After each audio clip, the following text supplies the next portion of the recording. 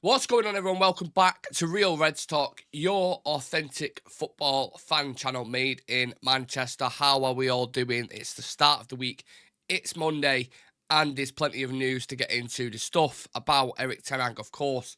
Apparently, hours away from a decision, according to a very famous journalist. We've got news about a Mctominay and Wan-Bissaka deal, which is just very bizarre in my opinion, but we'll definitely dive into that. Jose Mourinho wants Mason Greenwwood at his new place in Fenerbahce. Not his new place. He's not like bought a new place. At his new club, I should have said. Idiot. At his new club, Fenerbahce in Turkey. He's looking for a striker. And apparently Mason Greenwood fits the bill. Of course, knows all about him at his time at United. And there's some reports around the budget at Manchester United being tight, basically, and the reasons for that. And how Ineos want certain underperforming players to improve rather than actually buying new talents and merging them into the club. So quite a lot of stuff to get into. The main story obviously is going to be what you can see on your screen if you're on YouTube right now, or even if you're on TikTok actually. The manager decision hours away. So let's read out what Fabrizio Romano has put out there, and we will react to it together as a community like we always do. So in the next days, the next hours, we expect Manchester United to make a decision on Erik Ten Hag. Could even happen whilst I'm live right now, who knows? And we've had Romano come out and say this. We've had Sky Sports come out and say, probably, let's be honest, probably just copying Romano. I mean, that's what all Sky Carry does. He puts on his shades and he sits in front and tells you, he breaks the news and whilst already telling you everything you already know. So he pops on his shades and he goes, the information I'm receiving is that Manchester United are looking to make a decision on Erik Ten Hag's future. And we expect the decision is going to be made at some point this week. And it's like, Sky, Cave, what are you doing, mate? We already know this. You're fucking a week behind. Like, you know, do you not go on Twitter or something? What's the crack here? Like, he's breaking the story, and he did it for the full takeover. I didn't expect to go off on a tangent on Sky Cave, but I'm doing it anyway. He always does it. He just, whatever the news is at the time, he repeats the news like he's breaking it. And he did it with the takeover for about 6 months straight. And then Sky was basically fucking living off it. So, yeah, Sky, I only mention them because, again, they wouldn't put something out really strongly if they didn't believe it. So they're expecting it this week. Romano's saying days, a matter of hours. So maybe that could mean, I don't know, 48 hours, for example. And then you have other people. I think Mike Keegan said it's expected this week. He said that last week. So a lot of people are saying it. It's decision time. And it could be hours away. It could be days away. So by us putting that title, we're not lying. That's what Fabrizio Romano has said. You know what I'm saying? So I just wanted to speak on this well, not very quickly, but we'll kind of park on it for 5 minutes at least. Put yourself in Erik Ten Hag's shoes, right? I know football's a cutthroat business and it's very ruthless, and you've seen clubs like Chelsea just fucking, you know, blitz through managers within a year in, year out, and just, yeah, doesn't matter. Whoever's winning, you know, get him in. And it feels like United are almost becoming like that. Ole 2 years, Mourinho 2 years, Van Gaal 2 years or year and a half, whatever it was. And then it looks like Erik Ten Hag, 2 years, gone. So my point is, at the moment, all this stuff that's ongoing, right, and anyone who works, I imagine the majority of us who's in the chat right now on TikTok or YouTube, anyone who works and has a boss, yeah, if they was doing what Ineos are currently doing right now, you would walk out of that fucking job, wouldn't you? Just comment, like, if you knew, let's say, I don't know, someone give me an example. Someone in the chat, give me an example of where you work, like a legitimate example, and I'll explain exactly what I mean. If you've got a boss above you, right, I'm gonna put it in there. Let's say you work in a cafe, just as like an example, and your manager comes in, right? You're the top barista in there. You've run the ship for a couple of years. It's been a couple of chicken, you know, you burnt a couple of paninis. You may have set fire to a fucking pizza, you know, every now and then. But for the majority of it, you're hitting the numbers, you're hitting the targets, you're winning the awards that the cafe wants, you know, best food products and 5-star hygiene reviews and all that kind of stuff. But at the same time, you know your boss above you is actively looking for other people to replace you. And you know about this. And everyone in work's talking about it. Everyone's, speaking amongst themselves and saying, oh, you heard about this? Like, oh, it could be him. Marcus, who works in fucking HR, is the favourite to take. Like, you know what I mean? If you're sat there, Ten Hag must be thinking now, what's going to happen if they turn around and say, oh, actually, Eric, we're going to keep you, then this new regime going forward under Ineos is therefore built on a broken foundation. It's already got off to a bad start, whatever way you want to look at it. Whether to keep him or whether to get rid of him. Because if they get rid of him, the managers that they had lined up, or the top targets, McKenna staying at Ipswich, Tuchel having a break, apparently, although they probably disagreed on common ground. And then what other targets is there? So you slowly working your way down the list, and you get into the bottom of the barrel, really. And then it gets to a point where, is it worth changing him or sticking with him? So it's a mess either way. Because if you do stick with him now, everyone knows this has been ongoing for ages. It's been in the public for ages. So it's not as if like they can kind of shadow this or sweep it under the carpet. We know they was actively looking for another manager to replace him. So I don't think it's a great start from Ineos, first and foremost. And I also don't like how this is still ongoing. I know they're saying a matter of hours and whatever. But I'm more thinking from Eric Ten Hag's perspective, because we've spoken about Ineos a lot. We've spoken about the club and how everything's working. But from the manager's perspective, if I'm sat there now, I'm thinking, what clubs need a manager? Sorry. What clubs need a manager who can win trophies? Because I'll go there. And he even said that in his presser, didn't he? After the FA Cup final, I think it was.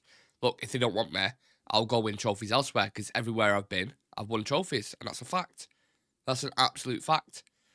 And there are clubs out there. I mean, I don't know what's the updates with. I know Hansi Flick's gone Barcelona. I think Juventus got Thiago Motta. Obviously, Bayern Munich have got Vincent Kompany now. But at the time, they offered it to Ten Hag, and he was like, no, I want to stay loyal to the soil. I'm sticking with United. Now, that might have been a bit of a stupid move. Drew's saying, do you want him to stay? Absolutely, I do. Absolutely, because he's categorically a better manager than De Zerbi, Poch, and Thomas fucking Frank, in my opinion. Richard saying, afternoon all. Gareth Southgate, Stretford Enders. Oh, wow. Hit the like button as you come in, and you won't have to committed a sin. Love that. Geneva says, why haven't still Ineos made any news yet, man, for fuck's sake? Decisions sorry. We're all with you, Geneva. Trust me. We are all with you. Dan Errington says, I'd tell my boss, Jim Ratcliffe, to stick his job. Exactly. Richard saying, I'd be straight up in the road working retail for 50 years and would tell any boss to shove it. It's just anyone. Any respectable human being who has a job and know their boss are looking to actively replace them, you'd pull the trigger before they do it and walk out with your head held high and have a bit of pride about yourself and say, do you know what? I'm a good manager. I'm a top manager. I know you guys are interviewing fucking every Tom, Dick and Harry. There's an opportunity that I've got here. I'm going to take it. And, and I'll make the decision for you. Now, I don't think he would do that because he obviously believes he's put a lot of work in at United. People obviously see the public eye and then they don't see what goes on behind the closed doors either. He's put in an enormous amount of work, I can only imagine. And the past 2 years have probably been the most stressful years of his life. So he's probably got a bit of an emotional tie to it. And also the fact that he's won a couple of trophies there, he's brought players there over with him. He obviously wants to stay. I mean, he also said that publicly as well. He believes in the project and he wants a chance to kind of get it to a point where he believes it can go. But it gets hard. But I don't know. I'd just be really I think it's distasteful from Ineos. I do. And if a decision's going to be made this week and they get rid of him, or even with hours, if we're live right now and the news went out, let me just double check Twitter because you never know when any news can break. I'm just double checking. If he broke the news right now and they said, yeah, he's gone, I'd be absolutely fuming. with United. And, you know, United probably don't give a shit what one person thinks. But from everyone who I've spoken to and people who engage in this channel every single day and people who engage on TikTok, the majority of yous wanted him to stay and believe in him. If Ineos go against that and they bring in Gareth Southgate after the Euros and let the rest of the club run the club until he effectively comes in, and Gareth Southgate fails, and in a year's time, 2 years' time, we're in the same position, we're all going to sit here as a collective and say, we fucking told you so. We all sat here and believed in the manager whilst you were twiddling your thumbs, going to every manager in Europe, trying to have a conversation about the United job. Here's the thing to think about, right? I know I'm going a bit of a rant here, and apologies, because I've got other topics to get into. But, right, what have Ineos put out there that they want to do? They want the whole club aligned from top to bottom. Yeah, that's what they've said. And they want a certain philosophy and style of play. So Wilcox is going to kind of set that style, but then, you know, everyone else above him and the recruitments, the scouts are going to kind of adhere to that, and they're going to recruit them kind of players, right? And they're going to offer positions to the manager. So if they want if they want one certain style of play, why are you talking to Tuchel, Frank, McKenna, Poch, and Southgate? Because every single one of them managers all have a different philosophy in football. You can go through them with a fine-tooth comb. Gareth Southgate is a pragmatic, relies on set pieces and individual brilliance, from what I've seen at least. This is just what I watch with England, yeah? I don't know about his time at Middlesbrough because I don't give a shit about that. He got relegated with him, so it just doesn't bother me whatsoever. Tuchel's relatively flexible. You know, a bit different. I've spoken about his time at previous clubs before. Tactically, he can be flexible and he can adapt. So that I will, you know, that's fair enough. Poch, from what I saw at Chelsea, possession-based, energetic, high press. More at Southampton and Spurs, it was more like a kind of vertical. I can't remember what the terminology was for it, but it was more like a kind of a vertical structure in which he plays with. And yeah, so my point is, right, I'm not an absolute tactician expert, but you just know from watching on the eye, every one of them coaches that I've mentioned are completely different. They're completely different. So how have you got one thing in mind with, you know, a strategy and tactics and the way you want to play? That's completely the opposite of what you're saying, because you're speaking to every Tom, Dick and Harry. So is it just me who thinks that's just fucking bizarre and just does not make sense? Like, it's so confusing to me. Genuinely, I don't get it. I really don't get it. Gareth Southgate can't even beat a supermarket team. What chance has he got at United? He had one shot on target against Iceland with some of the best players in the world in his team, and apparently he's the answer to bringing us back to glory. I've never seen anything more ridiculous in my life. On a serious note, the situation is appalling, and I wouldn't let Gareth Southgate buy a waistcoat for me. My opinion of Ineos has gone from positive to well below negative. And he has that feeling at the moment. I'm not slagging him off because, look, they've got time. They've only just got the foot in the door. They could turn it around, but it's not a great start at all. So we're going to have to wait for a decision. Hours away, apparently. And, of course, when it does break, you already know we're going to be live and we're going to be talking about it. And, yeah, expect it to be a long show when that does happen, because I've got a lot of stuff I want to say if Ineos pull the trigger on Ten Hag. But we'll move on from that story for now, because it's been covered quite a lot in the past couple of days. I want to talk about some transfer news. Apparently Galatasaray have made a €25 million offer to sign Aaron Wan-Bissaka and Scott McTominay in a double deal, right? I hope they don't mean €25 million for both players. How would you, let me read it out again for you and let me know how you interpret it, okay? Galatasaray have made a €25 million offer to sign Aaron Wan-Bissaka and Scott McTominay in a double deal. Does that mean, am I being thick? Does that mean a double deal, they want them both for €25 million, or they're going to pay €50 million for both? How do you interpret it? I hope they don't mean 25 million for both, because that's the worst offer I've ever seen in my life. I wouldn't even expect that for one of them players. And McTominay, we got offered 30 million last season for him, and we said no. And he's just had a season where he's got double digits. I'll just bit my tongue. Double digits in goal. He's one of our top goal scorers for United in the Premier League. And you're offering 25 mil for both. So actively you're saying he's worth 12.5 mil. Am I reading that wrong? Someone just put it there, 25 for both. Yeah, I thought so. I thought that. Jose wants Mount or Greenwood. Greenwood. I'm going to talk about that in a minute. But 25 million euros, that's not even 25 million quid. What's 25? Let me convert it. Right, and we'll get the actual math on this. So, what is 25? I mean, I should be able to figure it out in my head, but in pounds, right? So it's 21 million pounds, okay? Which means he believes, or whoever it is if this story is true, right? That means they believe Mctominay is worth 10.5 million and Aaron Wan-Bissaka apparently is worth 10.5 million. Absolute nonsense. I've never heard anything worse in my life, ever. Like, he's 4 times that. Like I said, 30 million we got offered last season. He just had a fantastic season in terms of numbers. It'd be a decent asset to majority of teams, especially in the lower half of the Premier League, let alone Europe in leagues like the Turkish league. 10 million? Are you fucking joking? Same with Wan-Bissaka. We paid 50 million for Wan-Bissaka. Now, you'd argue his value is depreciated, so it's gone down, but not to 10 million quid.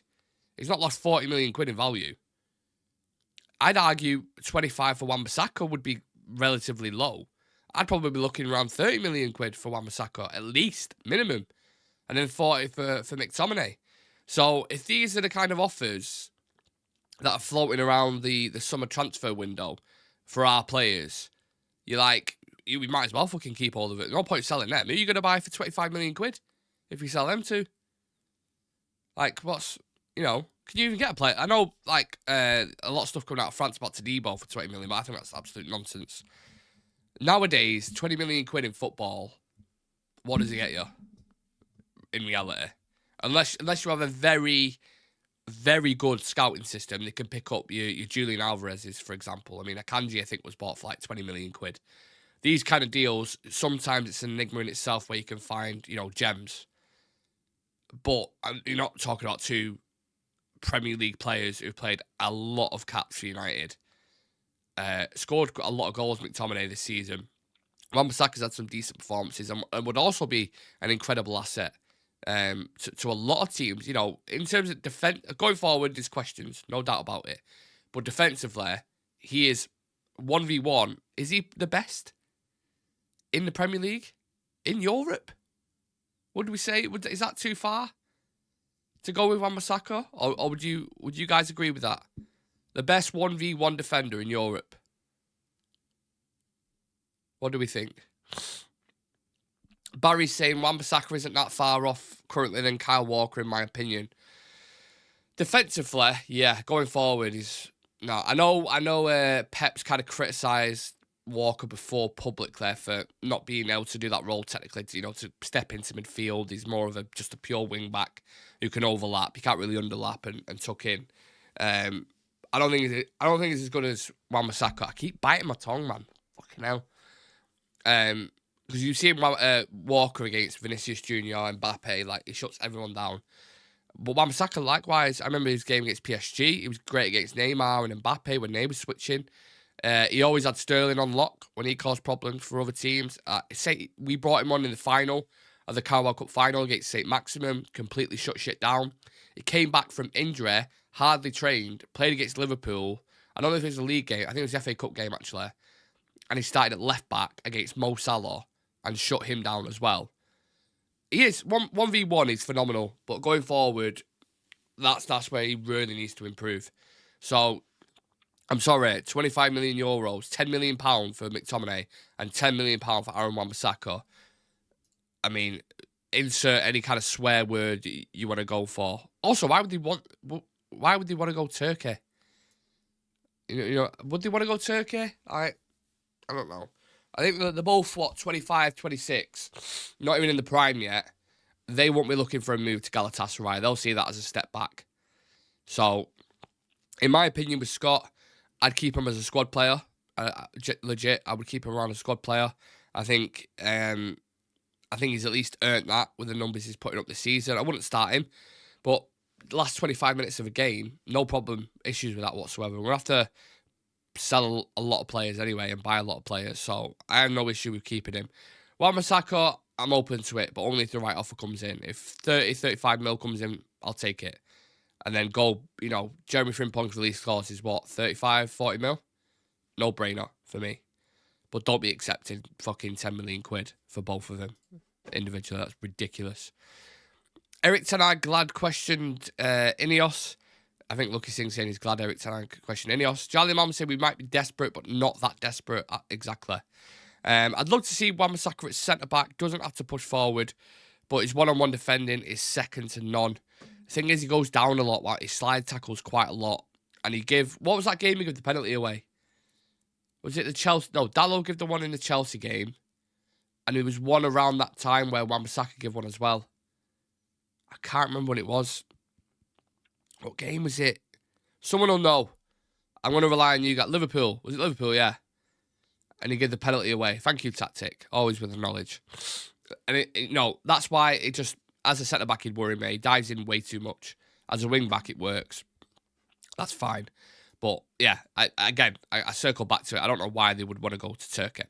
Whilst we're on the conversation of Turkey, Jose Mourinho apparently wants Mason Greenwwod. So, Fenerbahce have inquired to Manchester United about Greenwood at the request of Jose Mourinho, apparently. First and foremost, are we all surprised Jose went to Fenerbahce? Or just went to Turkey in general? I was quite like... It seems like each next step that he makes, the clubs are getting... no disrespect to Fenerbahce or Roma, but it feels like the clubs are getting worse, doesn't it? You go from like United to Spurs to Roma... Say Spurs are actually at the bottom, but all jokes aside, United, Spurs, Roma, and then Fenerbahce, it just feels like it's getting worse, doesn't it? Do you know what I mean? How do you know the decision is close? Because Romano literally put, it's a matter of hours and days. So, I would probably argue he's the #1 journalist in the world for that stuff. So, take that for what you will. But, Jose Mourinho, anyway, I'm going off topic. I think... it's interesting he went to Turkey. I think he probably looked at it and he's like, he sees the passion over there. There are some attractive things about it, don't get it twisted. I think, the rivalries are very fierce, very passionate. Jose's, of course, very passionate, but he knows a couple of the players that are over there. But I wanted him to return to the Premier League, man. And maybe there was no options on the table, and maybe that's why he's done it. But from a selfish point of view, I wanted him to return to the Premier League just because he's box office in it. And he's still, don't forget, one of the greatest managers of all time. Mourinho. I still think he's got something in his locker, but the Fenerbahce move surprised me a little bit. But yeah, if that deal that we were just speaking about with Wan-Bissaka and Scott McTominay is anything to go by, if that's the kind of money that Turkish clubs are putting up to offer for our players, they're probably going to try and offer 20 million euros for Greenwood. In which case, get to fuck, because there's plenty of clubs that are interested in. There's clubs in Italy, Spain, Saudi Arabia, Turkey, and I'm sure there's a couple in the Premier League as well that haven't been named. So there's plenty of competition. We don't need to be selling for that low price. If we're going to sell him, you could at least get 40 million quid for Greenwood. Minimum. Bare minimum. And this is something that United need to change, and have needed to change for the last decade, how well we sell. Because it's all good saying, like, look at the FFP implications, because we spend like idiots. We chuck 100 million here, 100 million there, left, right, centre. But what also is a massive, massive hindrance on it as well, on the books, is the way we sell players. Because if we're buying players, I'll give you 9 examples now off the top of my head that I could easily do. Casemiro, 60, 70 million quid. How much are we going to sell him for now, realistically, plus his wages? What, 20, 25 million? And that's if Saudi Arabia come in. Harry Maguire bought for 80 million quid. How much can you sell him for now? 40? He's 30 years old, 30, 40, maybe at a push. Wan-Bissaka, we bought 50 million quid. Could probably sell him for 25 max. And you can go through the full team and do that with the majority of players. So we need to start selling well. There's a lot of players that come to United just go, whoop, completely drop in value. And then that makes, you need to balance the books. especially with all these stricter rules coming in. We need to do it. So, yeah, I'll be eager to see if Jose comes in for any of the other players on the books. I know Martial's on a free now. Could you imagine? Oh, my God.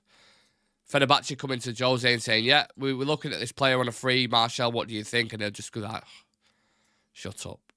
And this ties in with the last thing that I wanted to discuss. So this is coming out from the Telegraph. While transfer funds will be made available, United's priority is to improve the club's infrastructure and get the best out of the underperforming players. It is unlikely that they will spend big this summer. And if I had a quid for every time I heard that, I'd be able to buy the players myself. I'd be a millionaire. I'd love to know who get the best out of the underperforming players. Who is that? Because it's almost half the fucking team. Are they talking about your Casemiros, your Wan-Bissakas, your Antonys? Because I thought it was going to be cutthroat with these guys. I thought it was going to sell Casemiro, Antony. It was going to put Antony in the shop window and get rid of him. So which one is it? And is that why they're talking to multiple different managers to say, we haven't got the budget to go mad this summer. Do you think you'll be able to get a tune out of this player, Antony? Do you think you'll be able to get a tune out of Casemiro? Because he's not getting on with Ten Hag at the moment. And again, you can go through the full squad again. So this budget type bollocks, I'm just like, heard it all before. Let's get the best out of the players. Let's find a manager who can get the best out of the players, rather than actually getting rid of the shit players and staying loyal to the soil with the manager and having a vision long term and going forward. A lot of people saying bring Fred back. I miss Fred. United overspend and don't make profit on players. Yeah, that's our motto, apparently. That's been our motto for years. Is Ten Hag staying? A matter of hours and days, people. A matter of hours and days. The amount of money Mourinho's getting at Fenerbahce is insane. Well, there's your answer. Yeah, that makes sense. Jose will be United manager in 12 months' time with new turkey teeth and a full head of hair. And then come back to the Prem for the fourth time at Chelsea and win the Premier League. I can see it, Dan. I can see it. Please clarify my future stay at the club with Eric Ten Hag to stay extension. 25 mil for Casemiro, says Richard. Jose's getting 11 million a year in Turkey. Jesus Christ. Well, that's why he's gone. Yeah. That never even popped into my head. I have no idea why. Anyway, I shall leave it at that, people. Take it easy. Have a lovely day. We'll see you tonight at 7 o'clock. Legend.